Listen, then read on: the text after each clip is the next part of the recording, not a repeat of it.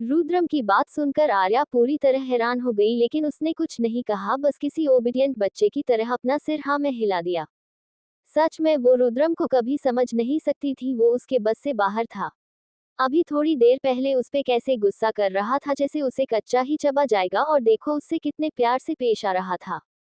वही रुद्रम ने फिर आर्या को खींचकर अपनी गोद में बैठा लिया और उसकी गुलाबी होठों को देखते हुए अपनी सेडेक्टिव वॉइस में बोला, चलो वाइफी अब में मुझे किस करो। वही ये सब इतना जल्दी हुआ कि आर्या को कुछ समझ ही नहीं आया, और जब तक समझ आया उसने अपने आप को रुद्रम की गोद में पाया। आर्या अपनी बड़ी बड़ी आंखें किए रुद्रम को देख रही थी। आर्या को इस तरह देखकर रुद्रम अपने अंगूठे से आर्या के लिप्स को टच करते हुए बोला, वाइफी ऐसे क्या देख रही हो, चलो जल्दी से मुझे किस करो, या फिर तुम चाहती हो कि मैं तुम्हें किस करूं, अगर मैंने तुम्हें किस किया तो फिर तुम रात भर सो नहीं पाओगी। ये बोलकर ने हल्के से आर्या के लोअर लिप्स को बाइट कर लिया। वही रुद्रम के इस तरह करने से आर्या मुंह से निकल गए। ये आप क्या बोल रहे हैं, आपको पता है कि मुझे किस करना नहीं आता है, आर्या ने धीरे से कहा, और ये बोलकर वो रुद्रम की गोद की उतरने की कोशिश करने लगी, क्योंकि उसे इस समय बहुत शर्म आ रही थी। वही आर्या को इस तरह छटपटा देख रुद्रम अपनी पकड़ आर्या पर कसते हुए बोला, हिलो मत वाइफी, और मुझसे दूर जाने की तो सोचना भी मत। रुद्रम अपनी भयानक आवाज में बोला। रुद्रम को इस तरह फिर से गुस्सा करता देख आर्या एकदम से शांत हो गए। वही आर्या को शांत देखकर रुद्रम सेडेक्टिव वे में आर्या को होठों को टच करते हुए बोला, वाइफी हमारी शादी को कितना टाइम हो गया, पर तुम्हें अभी तक किस करना नहीं आया। कोई बात नहीं, आज मैं तुम्हें सीखता हूँ किस कैसे करते हैं, वैसे ही करना जैसा मैं करूँ, ठीक है। चलो अब जल्दी से मुझे किस करो। इतना बोल रुद्रम आर्या से हल्का सा दूर हुआ ताकि आर्या आराम से उसे किस कर सके। आर्या ने रुद्रम की तरफ देखा जो उसे ही देख रहा था। उसकी आंखें में उसके लिए डिजायर साफ नजर रही थी। रुद्रम को इस तरह देखकर आर्या ने एक गहरी सांस ली। उसे पता था कि वो चाहे तो भी भाग नहीं सकती है, इसलिए खुद को मन ही मन में मोटिवेट करते हुए बोली, कोई बात नहीं आर्या, तू ये कर सकती है, वैसे भी ये पहली बार थोड़ी न है जब हम किस कर रहे हैं, और वैसे भी अपने पति को किस करने में कैसी शर्म। इतना सोचकर आर्या धीरे धीरे रुद्रम की तरफ बढ़ाने लगी। अब वो रुद्रम के एकदम नजदीक आ गई थी। वो इतने करीब थे कि दोनों की नाक एक दूसरे से टच हो रही थी, दोनों की गर्म सांसें एक दूसरे में घुल रही थी। आर्या हल्का सा झुकी, वो अपने होठ रुद्रम की होठों पर रखने ही वाली थी कि तभी दरवाजे पर नोक हुआ। आवाज सुनकर आर्या जल्दी से पीछे हो गए। वही इस तरह आर्या को पीछे हटाता देख रुद्रम ने गुस्से में अपनी मुठियां भींच ली। उसे इस समय बहुत गुस्सा आ रहा था। जो भी इस दरवाजे पर था, रुद्रम का मन कर रहा था कि उसे जान से ही मार दे या उसे इस देश के बाहर फिकवा दे। उसने इतने अच्छे पल को खराब कर दिया था। आर्या बस उसे किस करने वाली थी, बस इंसान के वजह से वो उससे दूर हो गए। रुद्रम अपनी भयानक आवाज में बोला, कौन है। वही रुद्रम की इतनी भयानक आवाज सुनकर मिष्टी डर गए और डरते हुए बोला, वो सर आपको और छोटी मैडम को अम्मा खाने के लिए बुला रही है, डिनर रेडी हो गया है। वहीं ये सुनकर रुद्रम ने अपना चेहरा आर्या के गर्दन में छुपा लिया और खुद को शांत करने की कोशिश करने लगा, साथ ही साथ वो आर्या की गर्दन को चूम भी रहा था। आर्या से आती हुई भीनी भीनी खुशबू रुद्रम को बहुत अच्छी लग रही थी, उससे वो काफी रिलैक्स फील रहा था। वही रुद्रम के इस तरह करने से आर्या की हालत खराब हो रही थी, उसकी धड़कनें एकदम से तेज हो है। वही रुद्रम ने जब खुद को काफी हद तक कंट्रोल कर लिया तो वो आर्या को खुद करते हुए बोला, ठीक है तुम जाओ, हम आ रहे हैं। ये सुनते ही मिष्टी वहां से भाग गए। वही रुद्रम आर्या की तरफ देखते हुए बोला, अभी तो तुम बच गए वाइफी, पर ये मत सोचना कि मैं तुम्हें इतनी आसानी से जाने दूंगा। ये किस तुम पर उधार रही जिसे तुम्हें रात में चुकाना होगा, वो भी इंटरेस्ट के साथ। ये बोलकर रुद्रम ने हल्के से आर्या को कान पर बाइट कर लिया। वही रुद्रम के ऐसा करने से आर्या के मुंह से एक आहें निकल गई, क्योंकि वो उसके शरीर का सबसे सेंसिटिव पार्ट था और ये बात रुद्रम को अच्छे से पता थी, इसलिए उसने जानबूझकर उसे वहां बाइट किया था।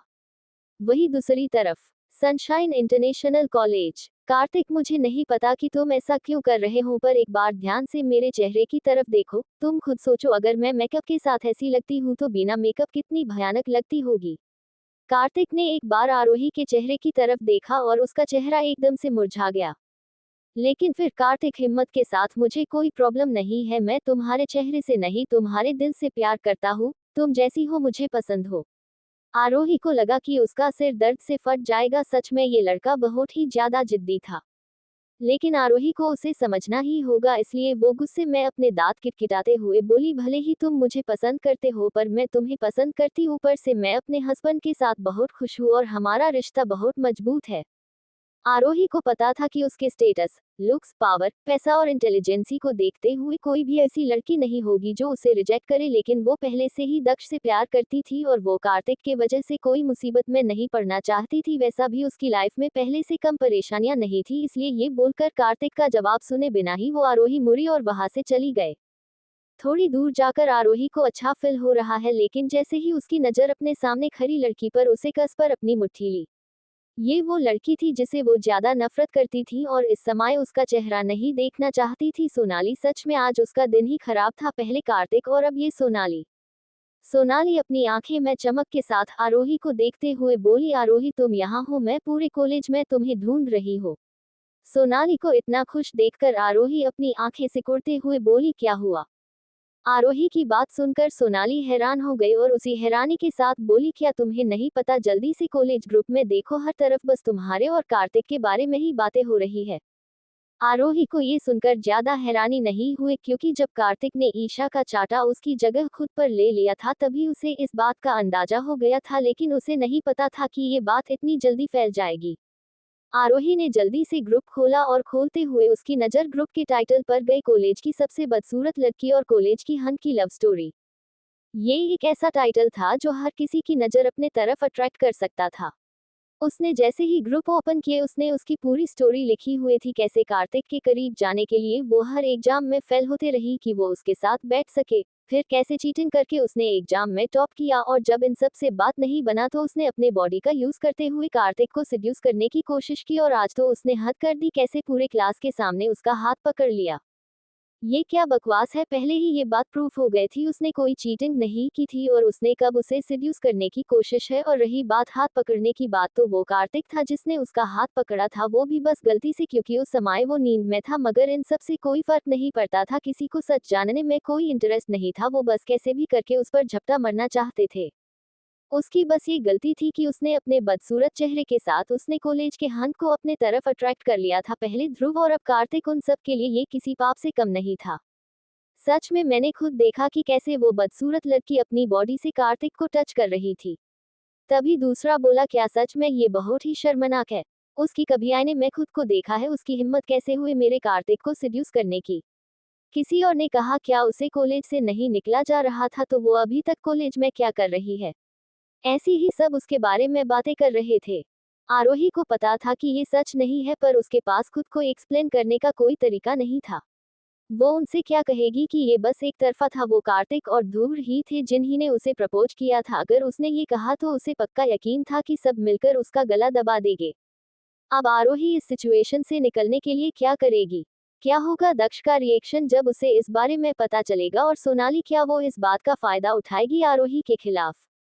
अब आगे क्या होगा रुद्रम और आर्या की जिंदगी में, जानने के लिए पढ़ते रहिए मेरी ये novel reborn of devil little wife, सिर्फ और सिर्फ पॉकेट एफएम पर। आज के लिए इतना ही, आगे जानने के लिए नेक्स्ट एपिसोड पढ़िए and please like, comment and share जरूर कीजिए। एंड प्लीज आप लोग आपने रिव्यू जरूर दीजिएगा कि आपको मेरी ये स्टोरी कैसे लगी। Please please. वही दूसरी तरफ, सनशाइन इंटरनेशनल कॉलेज। कार्तिक, मुझे नहीं पता कि तुम ऐसा क्यों कर रहे हो, पर एक बार ध्यान से मेरे चेहरे की तरफ देखो, तुम खुद सोचो अगर मैं मेकअप के साथ ऐसी लगती हूँ तो बिना मेकअप कितनी भयानक लगती होगी। कार्तिक ने एक बार आरोही के चेहरे की तरफ देखा और उसका चेहरा एकदम से मुरझा गया।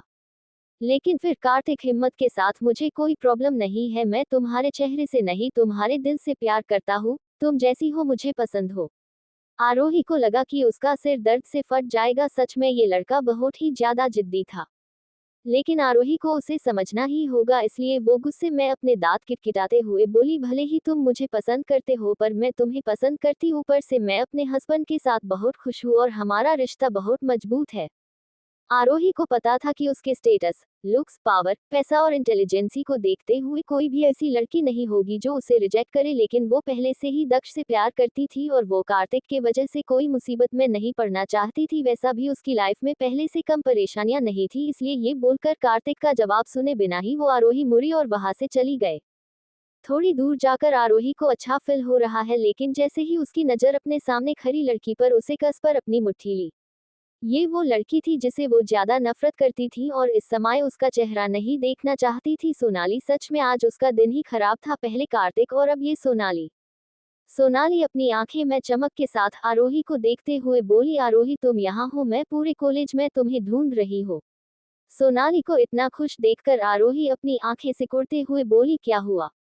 आरोही की बात सुनकर सोनाली हैरान हो गई और उसी हैरानी के साथ बोली, क्या तुम्हें नहीं पता? जल्दी से कॉलेज ग्रुप में देखो, हर तरफ बस तुम्हारे और कार्तिक के बारे में ही बातें हो रही है। आरोही को ये सुनकर ज्यादा हैरानी नहीं हुई, क्योंकि जब कार्तिक ने ईशा का चाटा उसकी जगह खुद पर ले लिया था तभी उसे इस बात का अंदाजा हो गया था, लेकिन उसे नहीं पता था कि ये बात इतनी जल्दी फैल जाएगी। आरोही ने जल्दी से ग्रुप खोला और खोलते हुए उसकी नज़र ग्रुप के टाइटल पर गई, कॉलेज की सबसे बदसूरत लड़की और कॉलेज की हंट की लव स्टोरी। ये एक ऐसा टाइटल था जो हर किसी की नज़र अपने तरफ अट्रैक्ट कर सकता था। उसने जैसे ही ग्रुप ओपन किए उसने उसकी पूरी स्टोरी लिखी हुई थी, कैसे कार्तिक के करीब जाने के लिए वो हर एग्जाम में फेल होते रही कि वो उसके साथ बैठ सके, फिर कैसे चीटिंग करके उसने एग्जाम में टॉप किया, और जब इन सब से बात नहीं बना तो उसने अपने बॉडी का यूज करते हुए कार्तिक को सिड्यूस करने की कोशिश की, और आज तो उसने हद कर दी, कैसे पूरे क्लास के सामने उसका हाथ पकड़ लिया। ये क्या बकवास है, पहले ही ये बात प्रूफ हो गई थी, उसने कोई चीटिंग नहीं की थी और उसने कब उसे सिड्यूस करने की कोशिश है। और रही बात हाथ पकड़ने की बात, तो वो कार्तिक था जिसने उसका हाथ पकड़ा था, वो भी बस गलती से, क्योंकि उस समय वो नींद में था। मगर इन सब से कोई फर्क नहीं पड़ता था, किसी को सच जानने में कोई इंटरेस्ट नहीं था, वो बस कैसे भी करके उस पर झपटा मरना चाहते थे। उसकी बस ये गलती थी कि उसने अपने बदसूरत चेहरे के साथ उसने कॉलेज के हंट को अपने तरफ अट्रैक्ट कर लिया था, पहले ध्रुव और अब कार्तिक, उन सब के लिए ये किसी पाप से कम नहीं था। सच में मैंने खुद देखा कि कैसे वो बदसूरत लड़की अपनी बॉडी से कार्तिक को टच कर रही थी। तभी दूसरा बोला, क्या सच में? ये बहुत ही शर्मनाक है। उसकी कभी आईने में खुद को देखा है? उसकी हिम्मत कैसे हुई मेरे कार्तिक को सिड्यूस करने की? किसी और ने कहा, क्या उसे कॉलेज से नहीं निकला जा रहा था, तो वो अभी तक कॉलेज में क्या कर रही है? ऐसी ही सब उसके बारे में बातें कर रहे थे। आरोही को पता था कि ये सच नहीं है, पर उसके पास खुद को एक्सप्लेन करने का कोई तरीका नहीं था। वो उनसे क्या कहेगी कि ये बस एक तरफा था, वो कार्तिक और ध्रुव ही थे जिन्हीं ने उसे प्रपोज किया था। अगर उसने ये कहा तो उसे पक्का यकीन था कि सब मिलकर उसका गला दबा देंगे। सोनाली नकली गुस्से के साथ बोली, आरोही तुम ठीक तो न? मैं उन लोगों को छोड़ूंगी नहीं, उनकी हिम्मत कैसे हुए तुम्हारे बारे में इस बार की बात करने की? भले ही वो ऐसा बोल रही थी, आरोही को शांत देखकर उसे चिढ़ हो रही थी। उसे समझ नहीं आ रहा था कि आरोही अभी तक शांत कैसे थी, और दक्ष, उसने आरोही के साथ अभी तक कुछ किया क्यों नहीं? उन्हें जो मैसेजेस दक्ष को भेजे थे उसे लगा था कि वो पढ़कर दक्ष पागल को हो जाएगा, क्योंकि एक आदमी कैसे बर्दाश्त कर सकता है कि उसकी बीवी किसी और आदमी को सिड्यूस करे या उसके करीब जाए, और गुस्से में आकर दक्ष आरोही को तलाक दे देगा, या तलाक नहीं तो उनके बीच एक बड़ा झगड़ा तो जरूर होगा और वो इस बात का फायदा उठाकर उसके करीब चल जाएगा। पर उसने जैसा सोचा वैसे कुछ हुआ ही नहीं। आरोही को देखकर कहीं से भी नहीं लग रहा था कि वो दिखी है। क्या दक्ष ने उसके मैसेज नहीं पढ़े? लेकिन वो सब मैसेजेस तो रेड बता रहे थे, जिसका मतलब था कि उसने वो सब मैसेज को पढ़ लिया था, लेकिन फिर उसने कुछ किया क्यों नहीं? वही सोनाली का उदास चेहरा देखकर आरोही के चेहरे पे एक छोटी सी स्माइल आ गई, वो समझ गए थी कि ये सब सोनाली ने किया धरा है। ये वही थी जिसने ये बात हर जगह फैलाई थी, क्योंकि वो उसे दुखी देखना चाहती थी। सोनाली बोली, लेकिन मुझे समझ नहीं आया कि तुम कार्तिक के इतने क्लोज कब गए? मैंने सुना कि कैसे उसने तुम्हारा थप्पड़ अपने ऊपर ले लिया और उसके बाद ईशा को वार्न भी किया कि आज के बाद अगर उसने तुम्हें तंग किया वो उससे बुरा कोई नहीं होगा। ध्रुव के साथ इंसिडेंट्स का दक्ष के ऊपर कोई फर्क नहीं पड़ा था, और अब कार्तिक का उसकी तरफ स्पेशल ट्रीटमेंट को लेकर वो श्योर नहीं थी कि अगर दक्ष को इस बारे में पता चला तो उसका क्या रिएक्शन होगा, वो कैसे रिएक्ट करेगा। उसने कभी नहीं सोचा था कि दक्ष आरोही से इतना प्यार करता होगा। क्यों क्यों क्यों ये सब उसका होना चाहिए था? ये वो थी जिसे दक्ष का प्यार मिलना चाहिए था। लेकिन आरोही ने उससे ये छीन लिया था, लेकिन वो उसे इतनी आसानी से जाने नहीं देगी। वो आरोही से अपने दक्ष को वापसी लेकर ही रहेगी, लेकिन शायद इन सब में सोनाली ये भूल चुकी थी कि ये वो ही थी जिसने इस शादी से मना किया था, क्योंकि वो अपनी पूरी जिंदगी किसी की विधवा बनकर नहीं रह सकती थी। आरोही बोली, तुम इस बात पर ज्यादा ध्यान मत दो, वैसे भी बस एक अफवाह है। और रही बात कार्तिक की मेरी मदद करने की, तो एक जेंटलमैन होते हुए वो कैसे किसी लड़की को अपने आंखों से सामने पीटते हुए कैसे देख सकता था? अगर ऐसा है तो फिर बहुत बुरा हुआ। तुम्हें तो पता है कि कॉलेज की लड़कियां कार्तिक को लेकर पागल है, और जब उन्हें इस बारे में पता चलेगा तो पक्का तुम्हें छोड़ेगी नहीं, और खासकर ईशा, मुझे पक्का यकीन है कि वो अपनी बचती का बदला तुमसे जरूर, लेकिन वो तुम्हें इतनी आसानी से जाने नहीं देगी। सोनाली को इस तरह अच्छा होने का नाटक करता देख आरोही ने अपने दिल में उसका मजाक उड़ाया। एक तो वो नकली चिंता जता रही थी और दूसरी तरफ अपना सारा इंजाम दूसरे पर लगा रही थी। सच में वो काफी चालाक थी। आरोही अब और उसका नाटक बर्दाश्त नहीं कर सकती थी, इसलिए वो बोली, ठीक है मैं समझ गए, मैं अपना ध्यान रखूंगी और मुझे लेट हो रहा है इसलिए मैं चलती ही हूँ। वो हब्बी मेरा घर पे इंतजार कर रहे होगे। आरोही ने जनमुचकर ऐसा कहा और जैसे उसने की उम्मीद थी, दक्ष का जिक्र सुनते ही सोनाली की मुस्कान एकदम से गायब हो गई और उसकी जगह नफरत ने ली। कुछ पर्सनल रीजन के वजह से मुझे टाइम नहीं मिला लिखने का। आई होप कि बस आज के लिए आप एडजस्ट कर लोगे। फिर भी मैंने ट्राई किया है कुछ तो लिखूं, इसलिए जितना हो सका मैंने लिख दिया। अब आगे क्या होगा दक्ष और आरोही की जिंदगी में, जानने के लिए पढ़ते रहिए मेरी ये novel reborn of devil little wife, सिर्फ और सिर्फ पॉकेट एफएम पर। आज के लिए इतना ही। आगे जानने के लिए नेक्स्ट एपिसोड पढ़िए and please like comment and share जरूर कीजिए। एंड प्लीज आप लोग आपने रिव्यू जरूर दीजिएगा कि आपको मेरी ये स्टोरी कैसे लगी। Please please.